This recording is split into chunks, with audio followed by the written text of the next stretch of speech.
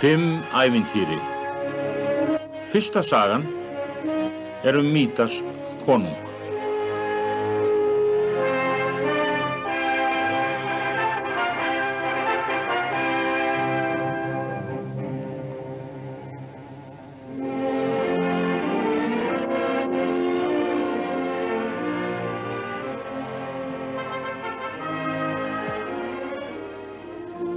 Einu sinni fyrir langa löngu var konungur sem hét Mídas.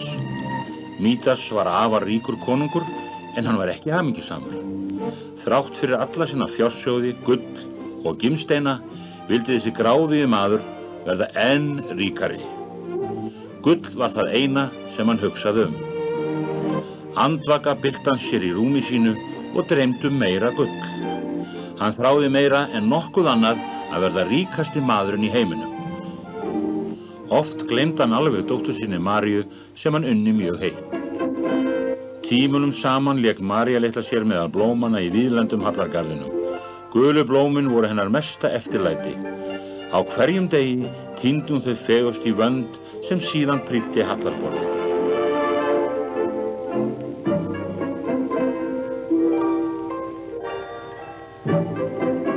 Hún gaf föður sínum ætíð fallegasta blómið. En hinn gráðugi Mídas andvarpaði bara og hugsaði: bara þessi blóm væru úr gulli, þá væri þess virði að eiga þau. En María elskaði ilmandi blómin eins og þau voru og flýtti sér alltaf að setja þau í ferskt og svalandi vatn svo þau visnuðu ekki.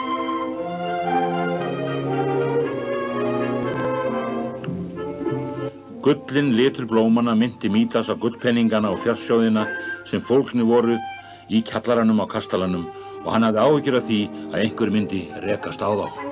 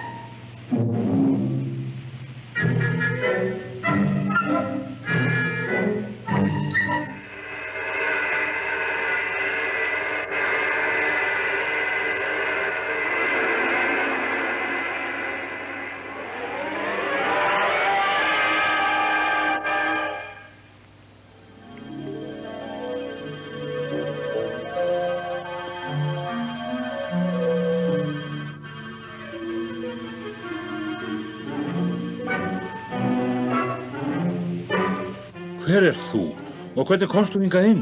Hrópaði Mídas konungur undrandi upp yfir sig. Það skiptir engu, sagði ókunni maðurinn. En af hverju ertu ekki hamingjusamur, Mídas konungur?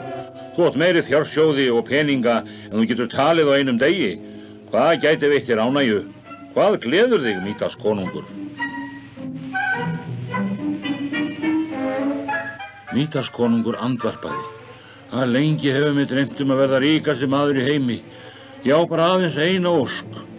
Ég óska að allt sem ég snerti breytist í gull. Þá yrði ég vissulega hamingjusamur og glaður. Gott og vel, sagði ókunni maðurinn. Ég veit þér ósk þína. Á morgun við sólarupprás mun ósk þín verða uppfyllt. Þú hlýtur hina gullnu snertingu. Notaðu hana skynsamlega, Mídas konungur. Og vertu sæll og blessaður.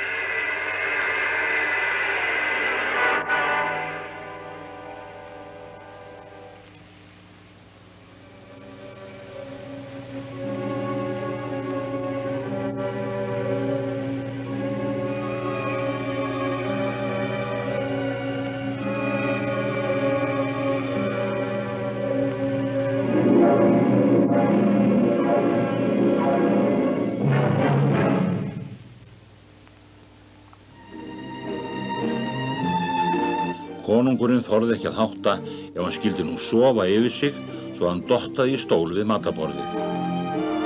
Í dögun geislaði sólin innum hallargluggana. Mítas konungur glaðvaknaði og þráði nú að reyna hina gullnu snertingu.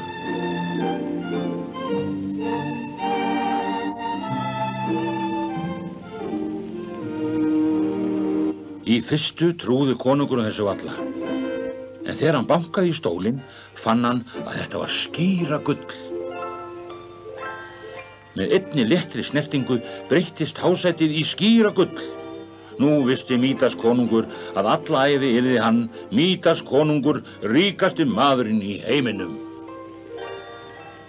Hver gæti átt meira gull en hann?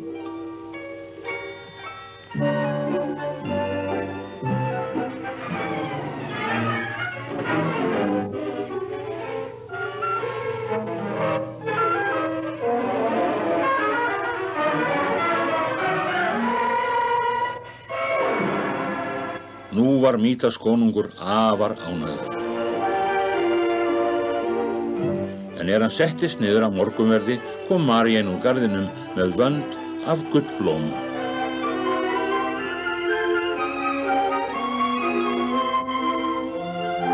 Sjáðu pabbi, sagði hún döpur. Hvað hefur komið fyrir fallegu blómin mín? Þau eru hörð og ljót og ilma ekki. Dásamlegt, elskan mín, sagði konungurinn. Þau eru úr skýra gulli, hugsaði bara, komdu nú og fá þér morgunverð.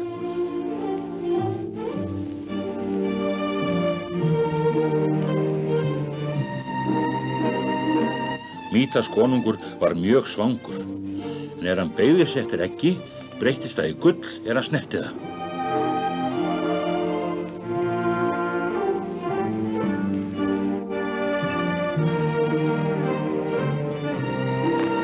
Sömuleiðis varð brauðhleiðurinn að gulli. Þetta gengur ekki, hugsaði konungurinn. Svona ríkulegu morgunvörður en ekkert að borða. Hann var sjálfum sér gramur að óska sér þessa. Og hann var ókunnugamanninum vondur að hafa veitt honum óskina. Maríu þótti leitt að sjá föður sinn dapran.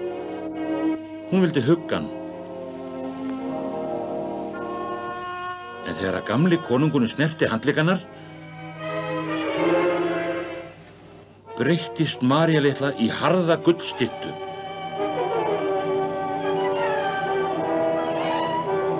Mítas konungur, umkringdur fjársjóðum sínum, fann nú hve einmana hann var.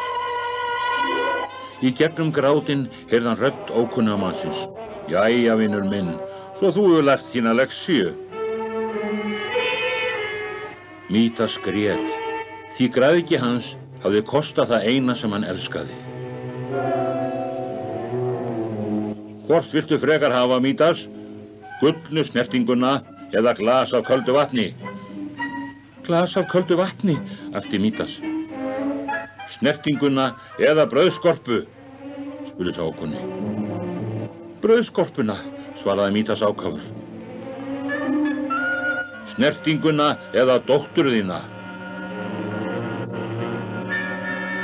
Ó, barnið mitt, elsku barnið mitt, grét Mítas. Gott og vel. Ef þú vilt losna við þessi álög, þvoðu hendur þínar í vatni árinnar fyrir utan garðinn. Fylltu síðan blómavasa af vatninu og dreyptu allt sem þú vilt breyta aftur. Mundu mig. Síðan hvarf sá ókunni. Mítas konungur beið ekki boðana. Hann greip tóma krús og hljóp að ánni til að fylla hana af vatninu dýrmæta. Hann kom samstundis aftur og dreypti á höfuð Maríu.